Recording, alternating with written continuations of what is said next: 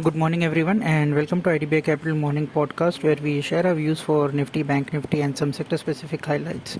What we have seen in Nifty yesterday, that there was some correction, but overall we had almost a flattish kind of a day, within half a percentage of fall. But during the day, we did see that Nifty made a few attempts to recover, but that was sold into. And overall, we saw 4.5% of additions of short positions happening in the next series itself.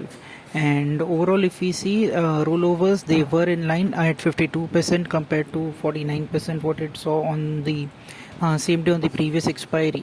And overall, 16,000 now would be a critical level to be watched out for. Until unless we hold that, there are chances that we may make another attempt to go beyond 16,400. Now, if you look at Bank Nifty, then Bank Nifty was in a better position throughout the day. However, it was last 1.5 hour where, or you may say second half, where the volatility creeped in and we almost closed with a minor gain of around 40 points in the spot market. But if you look at the overall scene, that the rollovers for Bank Nifty has been on the lower side at around 43%. Generally, we see around 49 to 51% of rollovers happening during the same time for the expiries.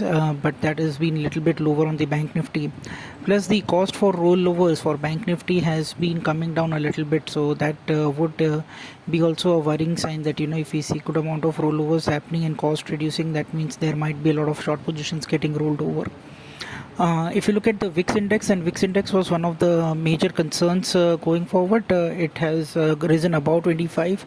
Generally, we have seen 25, 26 levels as the threshold where if we start going beyond that, then we may markets react very sharply on the negative side.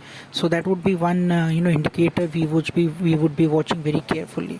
Sector specifically, if we look at, then chemical sector is one which is still looking very strong. So there are many chemical names which are going very strong, and you have seen a few stocks already correcting very well. So this could be one sector to be watched out for going forward. And besides that, there was some late recovery into the cement names. So these are the two pockets one needs to be watched out for. And on the FII data, then it still remains the same. Sellers in the cash market 2,393 crores, while DII is bought worth 1948 crores. If you look at the FNO space, then index futures they sold worth 644 crores, and stock futures they have bought worth 1,778 crores. So that's it all from our end. As a standard disclosure, investments are subject to market risk, so please read the offer document carefully before investing. And thank you for listening.